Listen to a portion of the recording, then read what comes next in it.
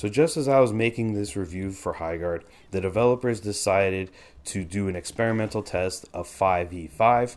Now, in my opinion, 5v5 is the better way to play this game. However, there's no guarantee that that's going to stick around, and that they've said that 3v3 is still the core. So without further ado, my review is mostly based on 3v3, but you will see some 5v5 footage mixed in. Without further ado, let's get into it. With Highguard, at launch and leading up to it, there was a lot of people talking smack about this game, saying that it was garbage. In my opinion, I decided to keep to myself and let the game do the talking, because I always try to form my own opinions. And with that being said, Highguard is not a bad game like everybody says it is. It really, really isn't. It's no Concord 2.0. It is actually fun for half of the time, and the other half of the time it can be dull.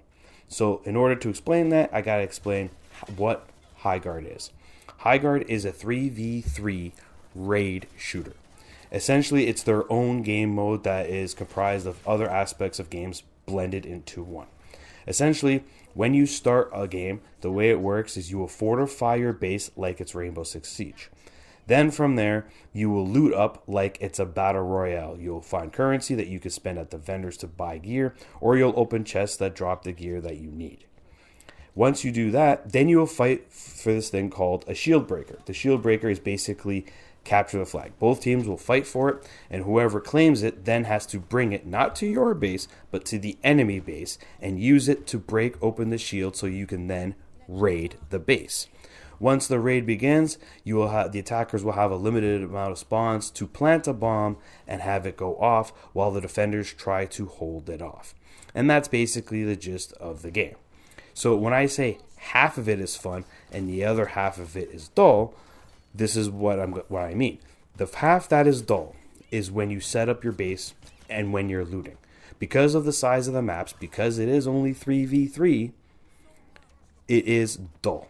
It does get dull in my opinion, and this is what the sentiment a lot of people have. However, once you get to the raiding or shield break aspects of the game, where combat happens, that's where the fun is. That's where team strategy, team compositions, communication, and all of that great stuff comes into the forefront, and it's actually a lot of fun. But like I said, it only happens half of the time. So this is why there's a lot of discourse surrounding the gameplay loop. Now, personally speaking, having played 5v5, I will say that 5v5 addresses this, because 5v5 makes those dull moments exciting as there's more action everywhere, and the raiding aspect just turns into utter chaos, and in a good way. Like, there's just a whole lot of crap happening all at once. People have said that 4v4 might be the sweet spot, but again, 5v5 is not permanent as of yet, and there's no guarantee that they'll try 4v4. The only thing we know is that 3v3 is here to stay, and ranked will probably be 3v3 as well. So from a tactical standpoint, I understand why they do 3v3, and for the sweats, for people who want competition, that's good.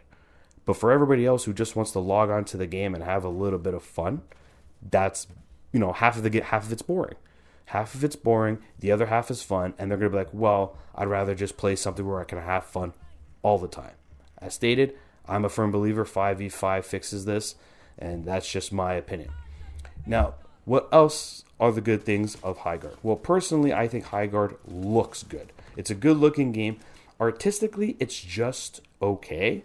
I don't think it's as bad as like Concord. I think Concord had a pretty rough art style.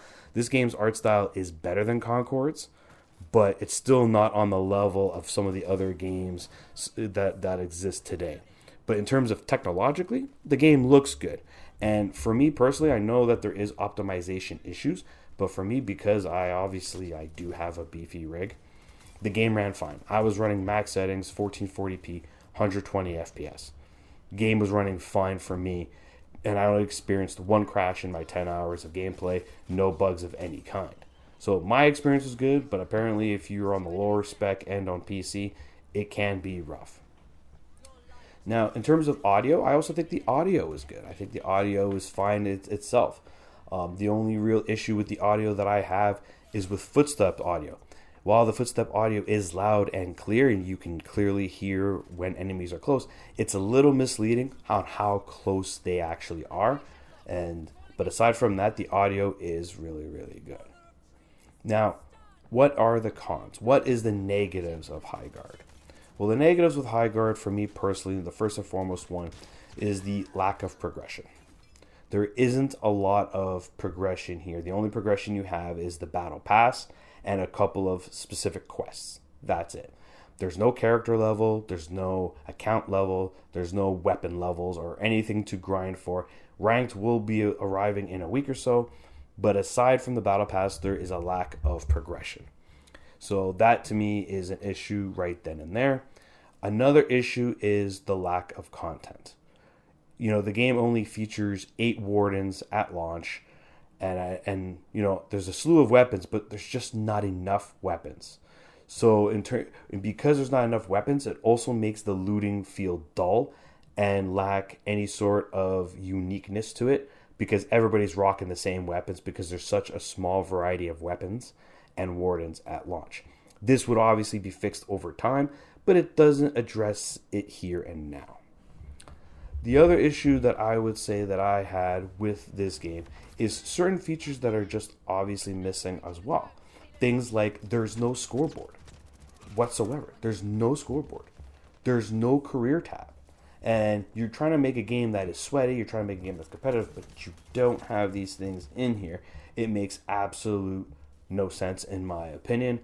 And in 2026, not having a scoreboard in a shooter is just laughable. We gave shit to Battlefield 2042. I gotta give shit to Highguard for that. That is just unacceptable. It feels like you're trying to protect people from a PR standpoint. I'm sorry. This is a shooter. It's competition. We need stats. We need stats in game, and we need stats post game. It's when you're trying to make a competitive game, that these are mandatory things that have to be in there. The last issue I have with Highguard is with regards to some of the balance of the wardens. Not surprising, every hero shooter has this problem with balance. This game in Highguard, no exception. Essentially, some of the wardens are basically useless in comparison to the others. I rarely ever see a red main ever played, simply because his forte is environmental destruction. And when everything else can get destroyed so easily by a rocket launcher or satchel charges that you have, there's no point in picking him over any of the warden that's available. And then some of the warden's abilities, they don't match up. Condor has a great standard ability, but her ultimate isn't the greatest because when you're inside, it puts you outside, and it's just weird, and it's just not consistent enough. So there is a bit of a balance issue in my opinion. But overall, I enjoy my time with Highguard. It is a free-to-play first-person shooter that has a unique game mode to itself, much in the same way the finals had cash out to itself.